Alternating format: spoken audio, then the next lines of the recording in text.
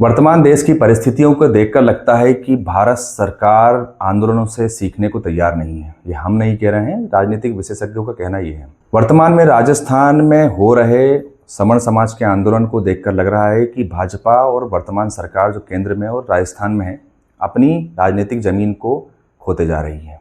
नमस्कार, मेरा नाम है राजकमल गुप्ता और आप देख रहे हैं गमाकी मीडिया।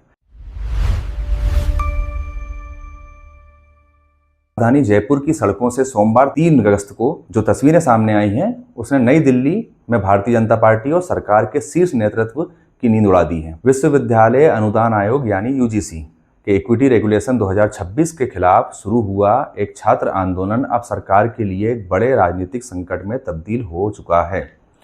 परंपरागत रूप से जिस सवर्ण समाज को वर्तमान केंद्रीय सरकार का सबसे मजबूत और वफादार वोट बैंक माना जा रहा है, आज वही समाज सरकार के खिलाफ सड़कों पर है। भारी पुलिस बल, लाठीचार्ज, वाटर कैनन और इस हंगामे में एक करणी सेना के कार्यकर्ता की मौत ने इस आग को भड़का दिया है।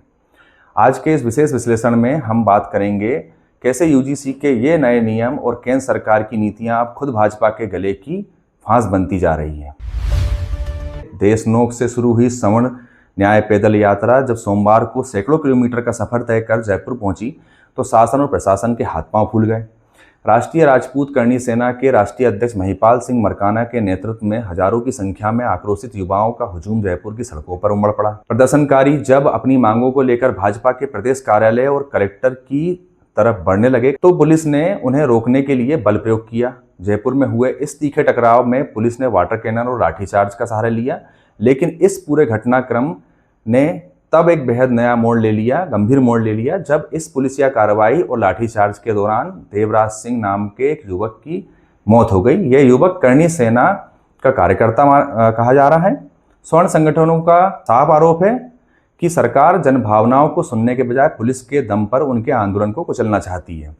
इस आंदोलन का सबसे बड़ा झटका भाजपा को उसकी राजनीतिक जमीन पर लगा है। जयपुर की इस विशाल रैली में करणी सेना के मंच से जो फैसला लिया गया, उनके पदाधिकारियों द्वारा जो कहा गया है, वह भाजपा के चुनावी समीकरणों को पूरी तरह ध्वस्त कर सकता है। महिपाल सिंह मरकाना की मौजूदगी में हजारों लोगों ने सामूहिक रूप से शपथ ली है कि वे आगामी पंचायती राज और नगरीय निकाय चुनावों में भारतीय जनता पार्टी को पूरी तरह से बायकॉट करेंगे। यहाँ ध्यान देने वाली बात यह है कि समाज ने साफ कर दिया है कि विरोध किसी व्यक्ति का नहीं बल्कि कमल के निशान यानी सीधे भाजपा का है। यदि भाजपा किसी सवर्ण समाज, सवर्ण या राजपूत उम्मीदवार को भी टिकट देती है तो समाज ना उसे वोट देगा, ना ही उसकी रैलियों में शामिल होगा।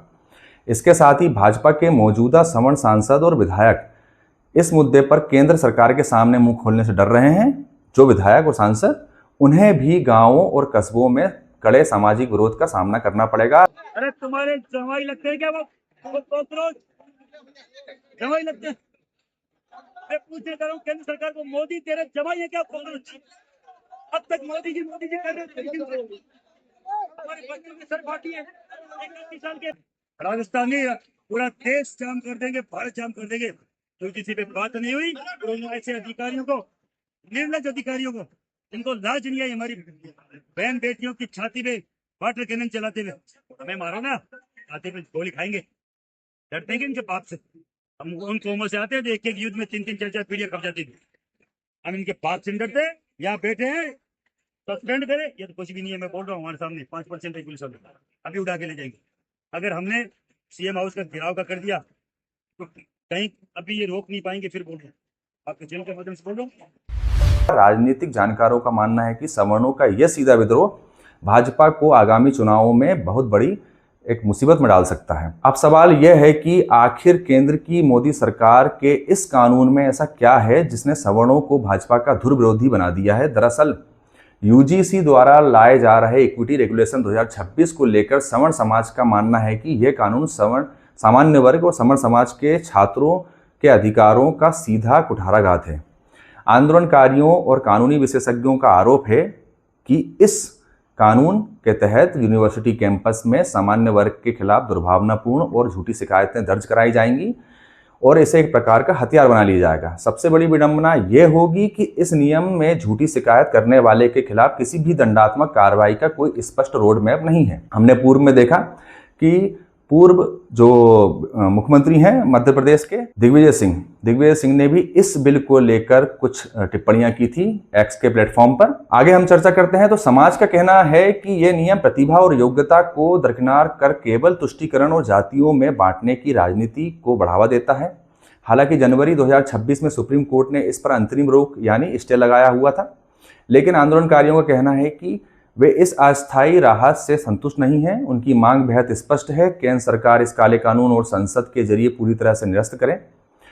करणी सेना और सवर्ण समाज ने अब इस लड़ाई को आर पार की जंग बना दिया है और जयपुर जिला कलेक्टर के माध्यम से देश कड़ा अल्टीमेटम सौंपा गया है। प्रदर्शनकारियों ने चेतावनी दी है कि यदि केंद्र की भाजपा सरकार ने समय रहते यूजीसी की इस विवादित गाइडलाइन को वापस नहीं लिया तो राजस्थान तो सिर्फ एक झांकी है, असली आंदोलन देश की राजधानी में होगा। सवर्ण समाज ने अब सीधे दिल्ली कूच और संसद के घेराव की तैयारी शुरू कर दी है। राजनीतिक गलियारों में यह चर्चा तेज है कि जो सवर्ण समाज हर संकट में भाजपा के साथ चट्टान की तरह खड़ा रहता था, आज केंद्र सरकार की अनदेखी और जिद के कारण वही समाज भाजपा को सत्ता से बेदखल करने की कसमें खा रहा है।